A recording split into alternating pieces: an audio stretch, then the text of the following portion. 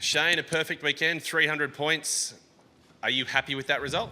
Yeah, I'm stoked for the team. A 1-2 both days and dominantly as well. Like, as I said yesterday, our cars are unbelievable to drive, and the way they handle and look after the tyres, we're pretty lucky guys to be able to drive them. And yeah, can't thank our engineering team enough, how they've worked so well together, and our cars are getting better and better, and especially on tracks like this, it's cool to be a part of. Similar to yesterday, but run us through how you saw the passing move, because I think you guys actually bumped. Is that right? Yeah, it was same as yesterday. Shit start, and then came back through. But it was an awesome battle. Jamie, tried to block, and I thought my tyres were overheating. I got a bit of understeer the second lap, but he didn't get a good run out of that chicane, and was able to get him in the last two corners. But I thought he was going for the crossover, so I just parked it on the apex a bit, and it's never good that we touch, but it was a cool bit of racing. Hopefully it was cool to watch. The last couple of laps, you ran into a bit of traffic. Did you ever think, like they were running into each other, did you ever think there could be carnage? Yeah, I've seen half the panels were off, a couple of them, and they looked pretty beat up, and they were battling for 35th or something, but it looked like a bit of fun they were having, so I just sat back and watched it, and it was pretty cool to watch. We go into a super sprint format for next week. Do you change much? Maybe. I don't know how long the races are going to be, but certainly it'll change the strategies, and you'll have to change your car to set up for two tyres and stuff at the pit stop. So there'll be some small differences, but I'm sure that people will be very aggressive next week, because this week everyone was sort of just cruising. I didn't expect that there would be two races with no safety cars, but everyone's driving in tyre conservation mode, really. And the championship, I know it's something that you don't often say too much about, but no one's ever lost the championship with 10 wins on the board. Is it something you're thinking about?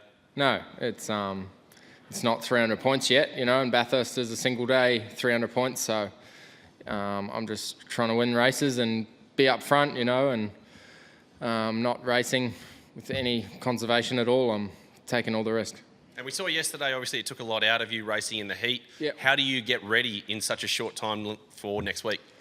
I'll be fine. I feel really good today. I paced myself a lot more in the first stint. Yesterday I probably overdrove trying to pressure Jamie and dropped off my tyres a bit and just wore myself out for no reason. And today just started more conservative and tried to look after myself. And I pushed to the end with no problems. Alrighty, I'll move on to Jamie. You've done everything in the sport. I mean, you're at the point in your career. Is second disappointing at this point? No, obviously great team result for the team this weekend. So that's first and foremost. Of course, there's a part of me that's a bit gutted. Like I think I led 140 something laps this weekend and didn't get the chocolates. So there's a small part of me, but I've got to look at the big picture. 1-2 both days. There's 50 people at Triple Eight Race Engineering. They don't care who wins or comes second, as long as it's one of our cars, So that was fantastic. Crazy weekend, no safety car. Like it's a gnarly little place with plenty of marbles in the runoff, and it's first street track for a bit. And to have no safety car for 500k was pretty crazy. But as I said, great track. We love coming here. I think we're lucky that we can come back here next weekend and do it all again in a different format with our usual 3 100k races. So to preempt your next question, we will change a little bit. It's different style of racing, 100k instead of 250k. Looking forward to it. And when you say there's 50 people in the garage who don't care who finishes 1-2, are you one of them at the moment? Or are you still the fires burning for wins every week? Yeah, of course. Both of us. There's probably 2 or 3 people in each car. There's a couple of drivers and a couple of number 1 and number 2 mechanics and an engineer each that obviously have a little bit of favouritism over one car or the other. But the other 45 don't. It doesn't matter to them, So for the majority, it couldn't have been a better weekend.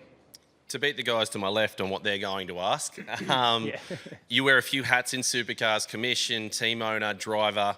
Your views, I guess, on what we know is happening in Sydney and what may, I guess, happen in supercars, knowing what happened last year. Oh, I don't think it's necessary for me to speculate. I don't think anyone should speculate. We're all aware of what's going on in Sydney. We're aware that we're going to Perth, and we know that if there's any sign of COVID, then they generally shut the doors. And then, of course, we go to New Zealand as well, and there's a lot of issues with international borders as well. So we're aware of that. I think a great strategy is to get as much racing done as you possibly can while you can. So it's fantastic to be back here next weekend. Alrighty, hear that? All right, I'll move on to Anton. Happy with 2/3 for this weekend? You said you were going to change everything or throw everything at it today. Is that what you did? No, not everything.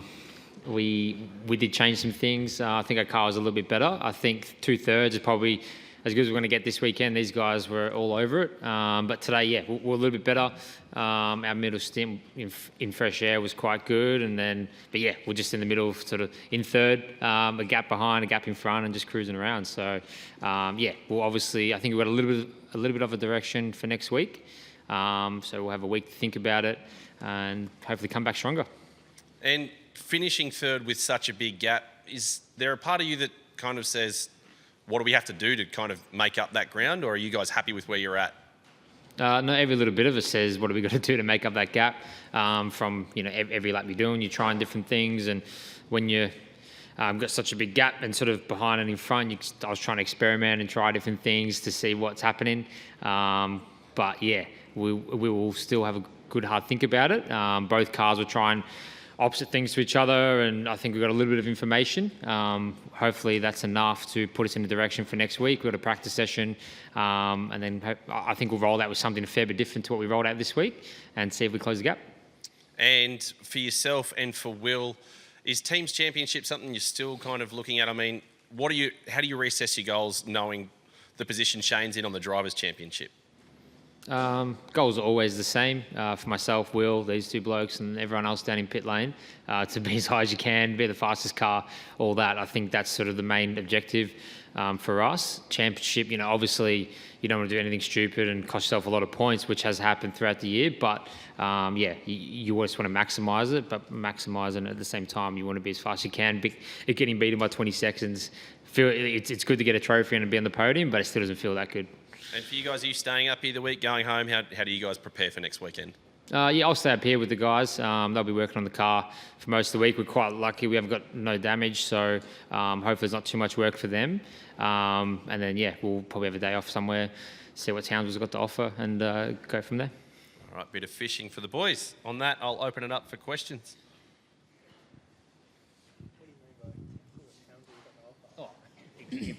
Anton, I'll start with you.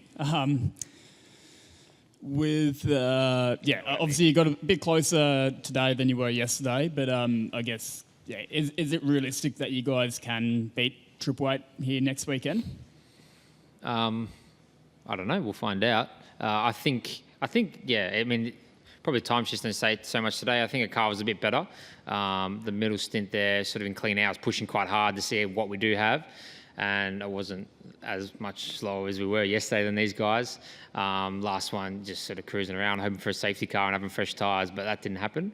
But yeah, we've got smart guys at Shelby Power Racing, so we'll tune something up. They'll come up with something good. We'll have a look at it ourselves. I'm sure there's heaps we can do as drivers to make it better too. So a little bit of car, a little bit of driver, and hopefully that equals the 2/10 we're kind of missing.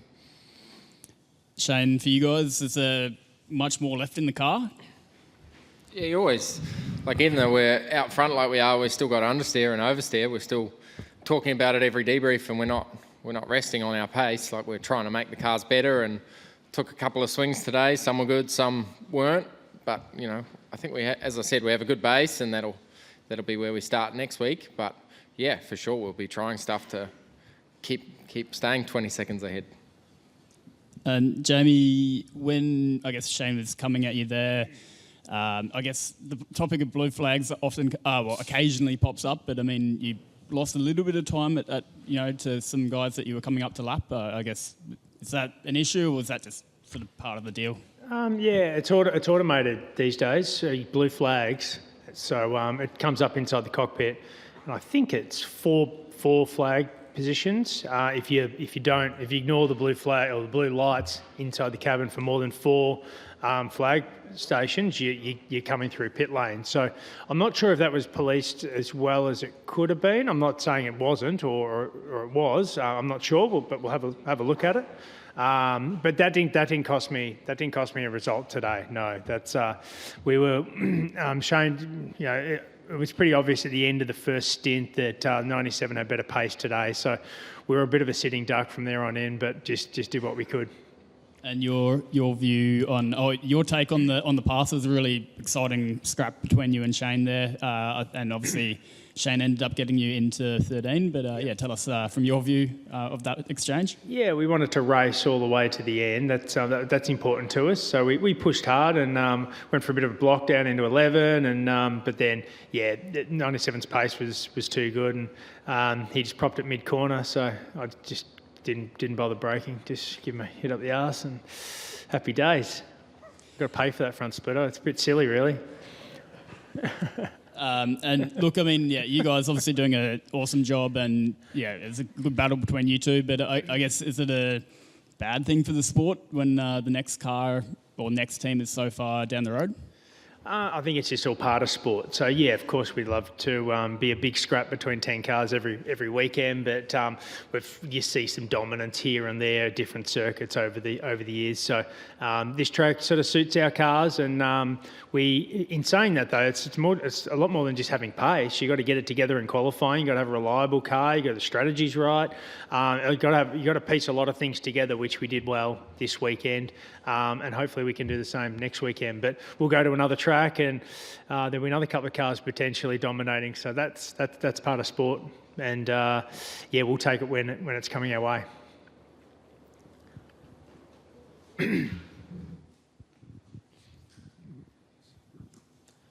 Shane, just one question, mate. You notched your 50th career win today. You passed the great Peter Brock this weekend. I know you don't really talk about the championship and you focus on week to week, but do you take time to reflect on these personal milestones, and does it really hit hard with you, and how do you feel about that? Obviously it's a pretty awesome number, and I've got to drive for some pretty awesome teams in my career in supercars. So obviously I'll look back at that in the future and cherish it, but for now just focus on getting 51, but it's certainly a pretty cool feeling, and I'm stoked by it. But these last few years it's been awesome to see that tally increase and be a part of such a cool team.